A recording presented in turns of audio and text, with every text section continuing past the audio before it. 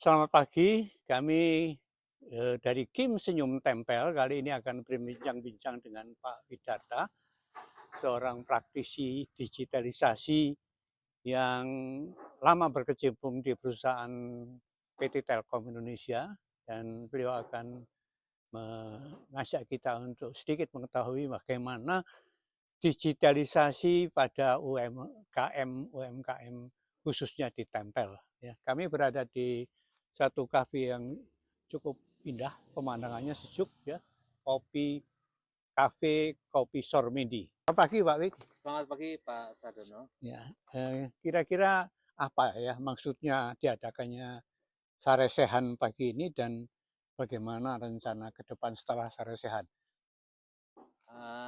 Tujuan saresehan pagi ini sebenarnya dari perspektif kami Pak Sadono adalah untuk fact finding atau menemukanali permasalahan yang ada di UMKM Kecamatan Tempel, baik itu permasalahan sifatnya mendasar atau kaitannya nanti dengan implementasi teknologi informasi. Kurang lebih itu yang akan dibahas.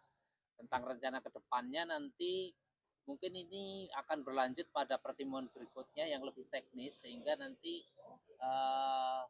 di akhir sesi yang berikutnya itu para pelaku UMKM sudah bisa mempraktekkan atau mengimplementasikan teknologi informasi di bisnis UMKM masing-masing. Asik. Bagus sekali ya rencananya Pak. Menurut Bapak apa yang harus dibenahi terlebih dahulu untuk memajukan UMKM? Sebenarnya begini Pak, teknologi informasi itu hanya membantu mungkin percepatan ataupun kepraktisan dari bisnis UMKM.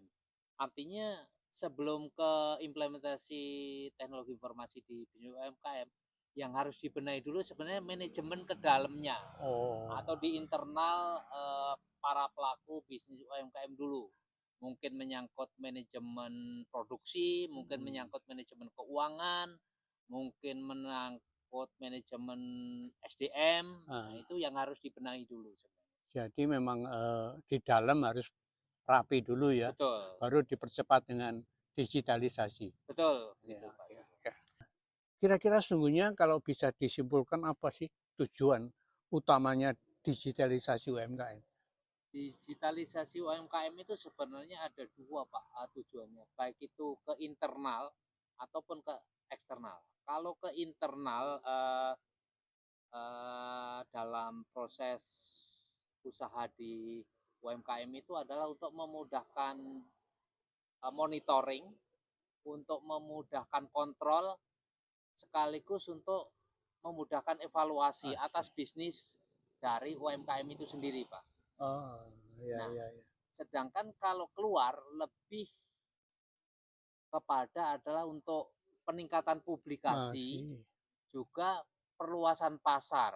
Nah, dua hal ini kalau digabungkan, maka fungsi utama dari digitalisasi ataupun penggunaan teknologi informasi di UMKM adalah untuk memudahkan pengembangan atau scaling dari bisnis UMKM. Jadi itu tujuan utama memang mengembangkan bisnis ya. Ya, betul Menjadi Pak. ada cabang-cabang Ya, besar betul. kecil ya.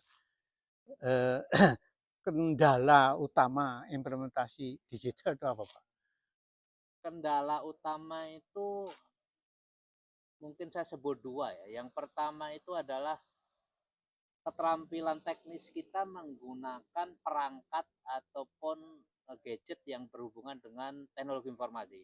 Mungkin gawai ataupun seperti Perangkat HP, ini, terus ya, kemudian ada laptop, ada ya, WiFi dan seterusnya. ya. Sementara kalau kendala kedua atau berikutnya adalah lebih ke konsistensi penggunaan teknologi informasi itu dalam operasional bisnis UMKM. Ya, Itu Pak, dua itu paling tidak yang saya ya. selama ini sering saya temukan seperti itu. Jadi tampaknya ini dengan sekali kita tekad mau digitalisasi, kita harus mau berubah juga ya. Untuk keseharian kita itu tidak bisa secara mengandalkan manual, mengandalkan apa semuanya tergantung pada owner gitu ya. Tapi kita dibantu oleh teknik ya. Betul Pak. Jadi kalau kembali kepada tujuan dasar dari sebuah bisnis, termasuk bisnis UMKM itu kan namanya orang bisnis atau usaha itu kan akan mendapat keuntungan. Ya. Dan keuntungan itu berkelanjutan, tidak hanya satu waktu atau satu sesi, Asik. tapi berkelanjutan. Ya, Dan ya. berkelanjutan ini juga ada scaling, ada peningkatan. Jadi berlangsung terus-menerus dan makin hari makin besar nilainya. Betul. Begitu, ya. Pak. Ya. Oke. Kira-kira apa sesungguhnya kunci sukses utama digitalisasi UMKM?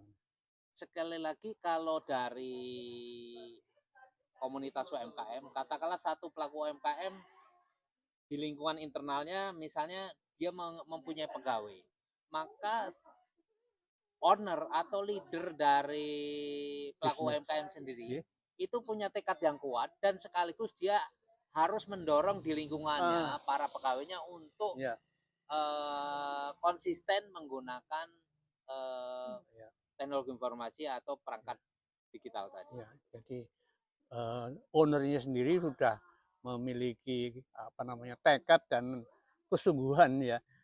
Menurun pada semua. Ketua Porkom UMKM Kapaniwun Tempe, dan dalam hal ini dikawali Bunda Panewa Anom, Bunda ini Yuliani. Tahun gitu kan, kalau misalnya kayak aplikasi kasir ya yang terkenal tuh kan Moka dan lain-lain gitu kan, yang itu kan mesti ada biaya bulanan atau tahunan lah. Nah di sini kan saya pakai aplikasinya